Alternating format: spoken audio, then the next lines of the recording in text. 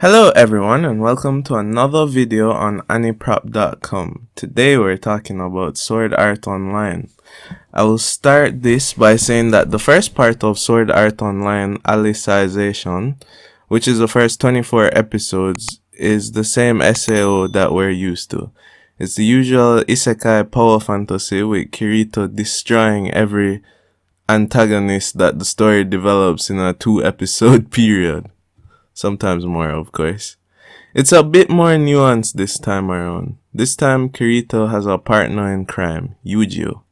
Yujiro is not really an interesting character, but his story is compelling enough. It allows the viewer to see real character development and struggle without tarnishing the god status that Kirito has developed. The first part is okay enough, but it's not the reason I'm writing this. I'm writing this because I've just watched the first 12 episodes of the second part. These episodes have impressed me. I will, however, speak about the issues first, just to get them out the way. The story reminds me of an Assassin's Creed video game in many ways, where it has the two parallel stories being told inside the game and outside as well, with the outside story affecting the inside one. I find the story outside the underworld in Alicization entirely uninteresting. I groan every time the story leaves the underworld, primarily because the story being told there and the action sequences on display are so much more interesting. The secondary story, which eventually merges with the underworld story, feels like filler.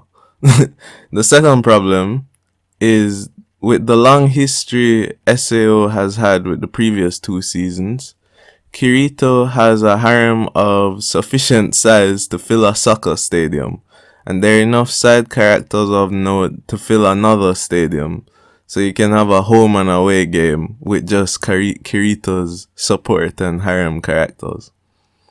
Yes, I am a sports fan, if you couldn't tell.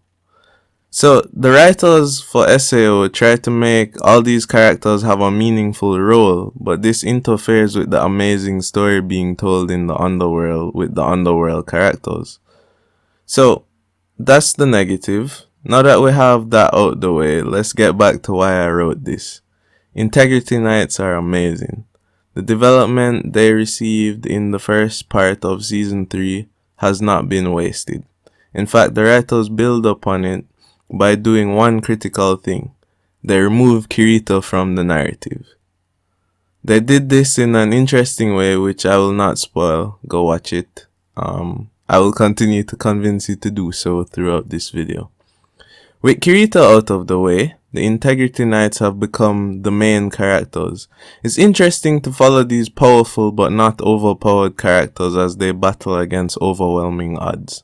The audience has seen each and every one of these characters be defeated in battle before, and since they are not Kirito, the audience know that they can die and thus the stakes are real. This season is a Kirito cuckold wet dream.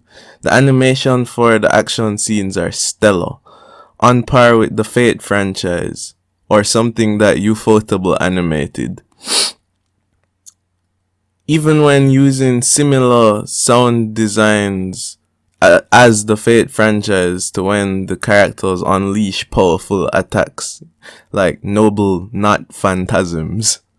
I'm really enjoying the anime despite its issues, and even though I expect for Kirito to eventually return to the narrative and just destroy everything and prove everyone else incompetent in comparison to his godliness.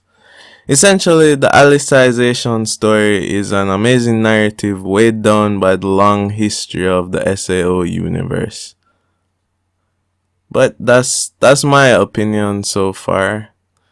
I'm enjoying it, I'll continue to do so, and I'll probably release another video when Season 3 is completely done with the second part.